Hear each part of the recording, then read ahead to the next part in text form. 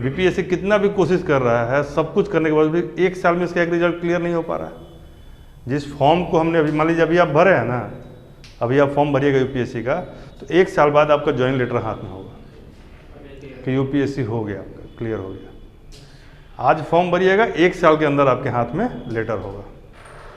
यानी it maintains the cycle, कोई दिक्कत नहीं। तो एक तो है कि करप्शन लेस है, दूसरा है कि इसका साइकिल मेंटेन होता है, तीसरा it is the most prestigious of all the examinations in India as well as abroad also, क्योंकि आईएफएस भी इसमें शामिल होता है।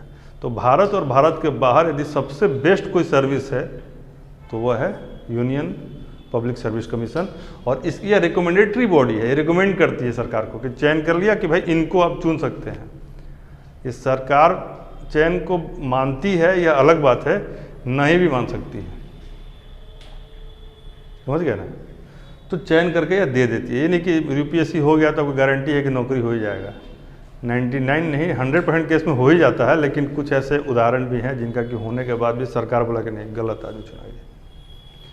मान लीजिए कोई आतंकवादी यूपीएससी निकाल ले, यूपीएससी रिकमेंड कर दे, सरकार को अन्य सोर्स से पता चलेगा तो उसको होने के बावजूद भी उसको डिबार कर सकता है, ठीक है।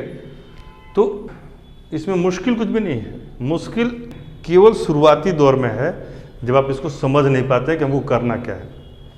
जैसे आप लोग सब बीपीएससी की तैयारी कर रहे हैं, बीपीएससी के सिलेबस को समझे हैं, लेकिन क्या कभी अब सोचा है कि यूपीएससी का सिलेबस क्या है, यूपीएससी की तैयारी में करना क्या चाहिए। कहाँ लोग, अधिकांश लोग आजकल यूट्यूब पे क्या है ना, बढ़िया बढ़िया इंटरव्यू का जो कटिंग रहता है उसको देख के सोचता है कि हम भी ऐसे। एक हमारे जानने वाले में एक छोटी सी बच्ची है, वो कह रही है कि हमारे ही घर में किसी दूसरे को कि वो आईपीएस बन जाएगी ना तो कितना सुंदर लगेगी, मतलब कितना अच्छा होगा बोलती तब भी ठीक था, बहुत बढ़िया लगेगा ये भी ठीक था। तो वो कह रही है कि वो बन जाएगी आईपीएस तो वर्दी पहनेगी तो कितना सुंदर लगेगी। तो वर्दी से तो सुंदर और ड्रेस है, दूसरा ड्रेस में तो और सुंदर लगेगी। ये कोई तरीका नहीं ना है, वर्दी उस पर कितना सुंदर लगेगा ये भी ठीक है, यह भी एक ठीक है। कहने का मतलब कि लोग उसके बाह्य आवरण पे, उसके हंटर पीटने पे कि हंटर वाली है एकदम गर्दा उड़ा देगी, तो मतलब नहीं होता है बहुत। लेकिन इन चीज़ों से भी ज़्यादा ज़रूरी क्या है, उसको क्वालिफाई करने का क्या प्रोसेस है ये पता हो तो आसान हो जाएगा। जिस उम्र में उसको, अब एक सीरियल आता है शायद आजकल जिसमें आईपीएस बन रही है, रोज़ लड़ रही है, झगड़ रही है, लड़की पर ही है, तो लोग उस सीरियल यूट्यूब पे देखिएगा ना तो मतलब वीडियो नहीं देखेगा, लेकिन उस सीरियल टाइम से सोचा सीरियलें देख के हम आईपीएस बन जाएंगे, नहीं समझे। कहने का मतलब है कि आप में से कितनों को यूपीएससी का सिलेबस पता है। देखिए बीपीएससी का जो पीटी होता है उसमें क्या होता है, शुरू में केवल पीटी, तो यहाँ भी है पीटी, ठीक है, यहाँ है मेंस, तो यहाँ भी है मेंस, यहाँ है इंटरव्यू, तो यहाँ भी है इंटरव्यू है। इसके पीटी में कितना नंबर का मार्क्स है, 150 नंबर का। क्या है, यह जीएस है।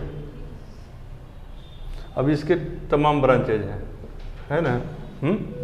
मेंस में क्या है, मेंस का आपको एकदम कंठस्थ होना चाहिए, 900 मार्क्स का। तो इसमें क्या है, 3 सेगमेंट है, एक GS1, GS2, फिर ऑप्शनल एक जो भी लीजिएगा आप, सब 300 ईच। और इंटरव्यू कितने का बताइए, जिसको सोचा ही नहीं है वहाँ तक पहुँचोगे कैसे। ऑनलाइन भी लोग हैं कुछ, ठीक है। Good afternoon. चलिए अभी हम लोग सिलेबस पे चर्चा कर रहे हैं, थोड़ा देर बात को ध्यान से सुनिएगा, ठीक है। अपना माइक ऑफ कर लीजिए, सुनिए। तो यहाँ पर 120, पहले 150 का था, अभी 120 मार्क्स का, 120 मार्क्स का इंटरव्यू होता है टोटल। यह जो दोनों हैं, दोनों को जोड़ के 1020,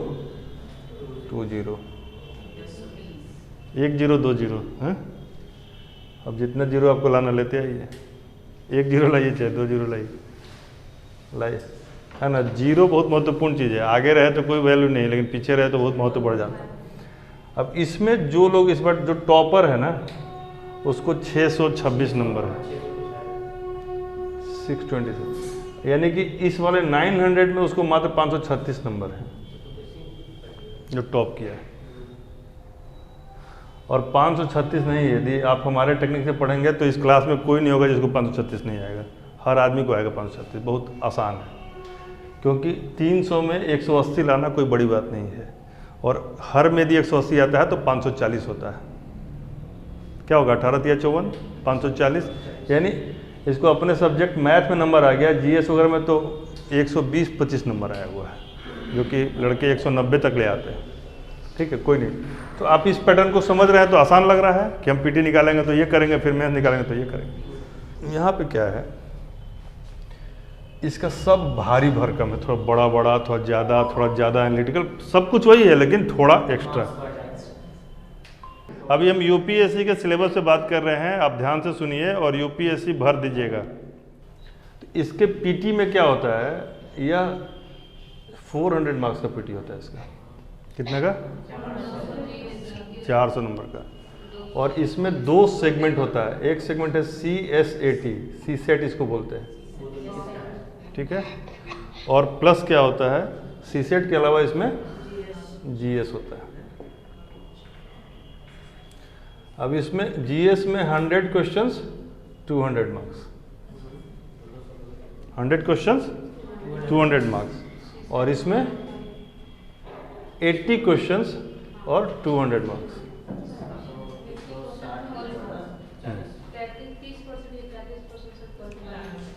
और 33% लाना होता है। ये वाला जो है ना, इसमें क्वालिफाइंग होता है, इसको केवल क्वालिफाई करना है, तो 33% नंबर लाना है।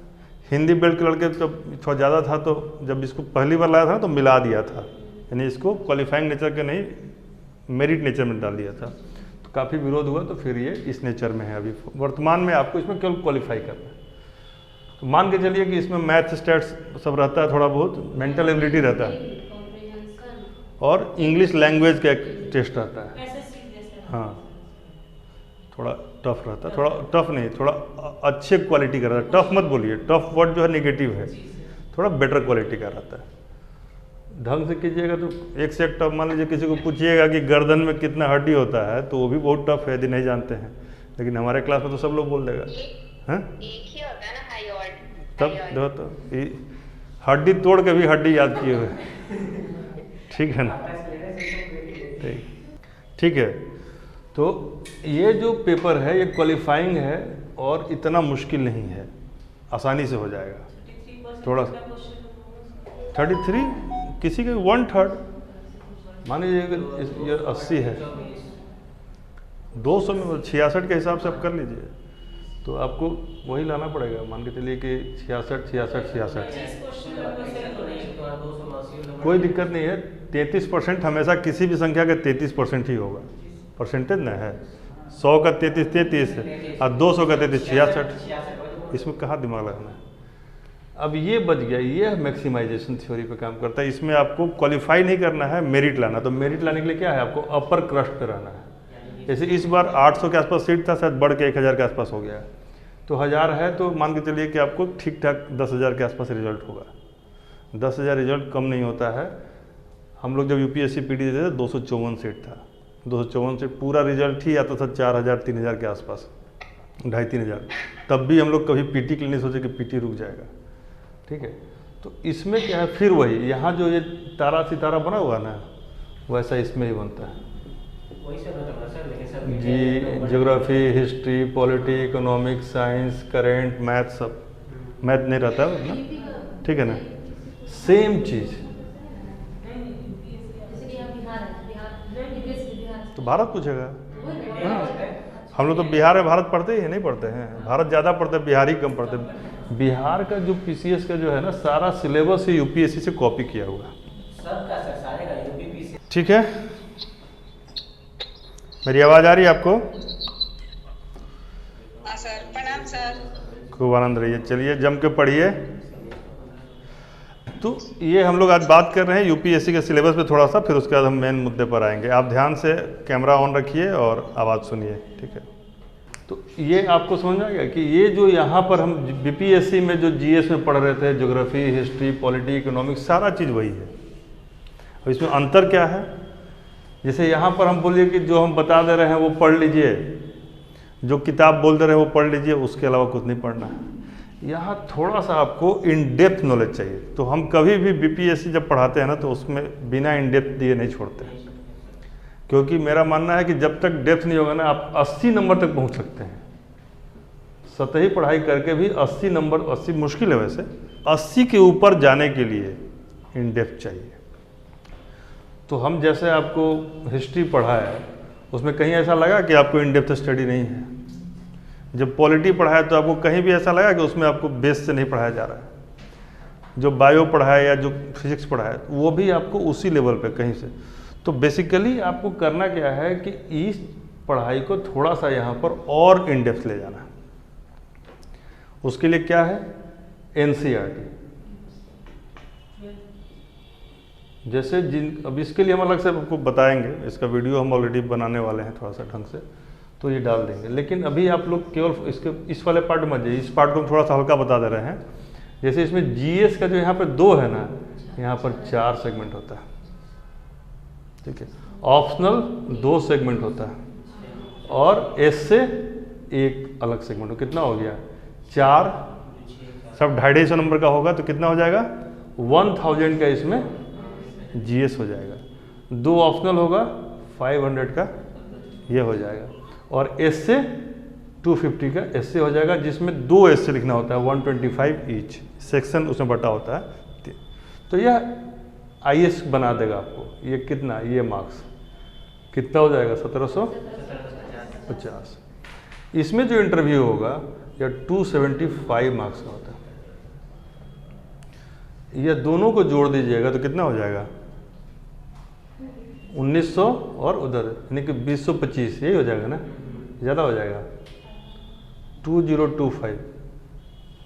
किसी को 2025 नंबर का ये पूरा एग्जाम आईएएस का होता है। शॉर्ट में IAS, overall civil service code. इसके अलावा एक हिंदी और एक इंग्लिश कंपलसरी होता है, जिसमें आपको कितना परसेंट मतलब पास करना होता है, 35% या 40% होगा, ठीक है। तो हिंदी बेल्ट के लिए हिंदी आसान है तो अंग्रेजी में मामला खड़ा हो जाता है। तो ये चूंकि आप मान लीजिए आपको भेज देगा त्रिवेंद्रम में नौकरी करने के लिए, तो हिंदी बोलते रहिएगा, अ ब स द ल कुछ समझ में नहीं आएगा, तो वहाँ पर आपको इंग्लिश काम आएगा इसलिए। और यदि ये त्रिवेंद्रम से पढ़ कर आया है और उसको कुछ यदि भेज दिया जाए एकदम आरा जिला में ठेठ गांव में, तो बोलेगा क्या बोलता रहता, तो अब हॉट सॉप कुछ भी बोलेगा, फर्क नहीं पड़ता। तो वहाँ पर वो क्या है, कम से कम हिंदी नहीं बोल पाएगा, थोड़ा बहुत इंग्लिश बोल के काम चलाएगा, ठीक है। तो हिंदी इंग्लिश क्वालिफाइंग होता है।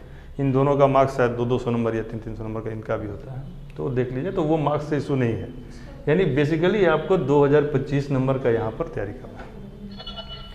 अभी जो 4 सेगमेंट है इसको हम अलग से आपको समझा देंगे, इसके टॉपिक्स को बाद में। अभी फोकस कीजिए इसके पीटी पर। सारांश ये था कि ये आप लोग को भर देना है, पीटी में यही पढ़ना है, थोड़ा ढंग से पढ़ना है। तो बढ़िया है कि हम थोड़ा ढंग से पढ़ा देंगे। यूपीएससी का एक बैच हम अलग से स्टार्ट भी कर रहे हैं, तो उसमें आप लोग को विशेष वरीयता रहेगी, ठीक है। क्योंकि यूपीएससी आपका टारगेट तो है ही, हमारा भी टारगेट है कि पटना में ऐसा सेंटर बनाया जहाँ पर यूपीएससी थोक भाव से निकलता हो। किसी में ये क्षमता, मतलब ये तो नहीं कहें कि नहीं है, लेकिन हर आदमी दिल्ली मुंबई निकल जाता है कि वहीं पे पढ़ाएंगे। यहाँ का आदमी कोटा जाके, यहाँ पढ़ने वाला भी यहीं का, अब पढ़ाने वाला भी यहीं का। पढ़ कहाँ रहा है, कोटा में। फ़ायदा किसको हो रहा है, कोटा के लोकल अथॉरिटीज़ को। वहाँ रेंट मिल रहा है, वहाँ का सब्जी ले रहा है, वहीं पे लहसुन खरीद रहा है, समझ रहे हैं। तो आप लोग यहीं पे रहिए अपने घर में। और हाँ, हर घर में पीजी है। लड़कियों को तो बहुत दिक्कत है।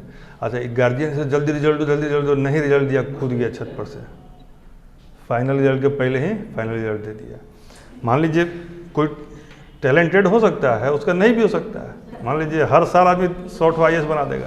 इसीलिए मैंने अपने संस्था का नाम फ्यूचर 100 रखा है। मेरा टारगेट है कि हर साल 100 आईएएस बनाए, ठीक है। तो सोचना ही है, तो छोटा क्यों सोचना है। अब भगवान के पास जाकर मान रहे हैं तो थोड़ा सा ये माने कि हे भगवान हमको चपरासी बना दीजिए, हैं। जब भगवान से मांगे, बोली हे भगवान हमको प्रधानमंत्री बना दीजिए, कोई इंसान ही तो बनता है। तो वचने किम दरिद्रता, वचन में दरिद्रता मत कीजिए। और ऐसा संभव है, महासुंदरी देवी का नाम आपने सुना होगा। महासुंदरी देवी, मतलब 60 प्लस या 70 प्लस की हो गई तो उनको लगा कि हमको कुछ करना चाहिए, हम ज़िंदगी ऐसे ही चल जाएंगे, तो फिर उन्होंने पेंटिंग करना शुरू किया और मिथिला मिथिला पेंटिंग शुरू किया। और आज के डेट में उनको समझिए कि पूरा दुनिया का 90 देश वो घूम चुकी हैं और कौन सा पुरस्कार नहीं मिला है। तो जब जागो तब सवेरा, ऐसा नहीं है। और आज के डेट में ये जो यूट्यूब है आपको एकदम गांव तक पहुंच रहा है। मान लीजिए अभी हम ये क्लास कर रहे हैं और हमारे गांव से भी लोग इसमें जुड़े हुए हैं, तो ये सामान्य बात नहीं है, हम आप ही पे कह रहे हैं, आप असामान्य हैं। और इस चीज़ को बना के रखिए, आपका रिजल्ट आएगा। ठीक है ना।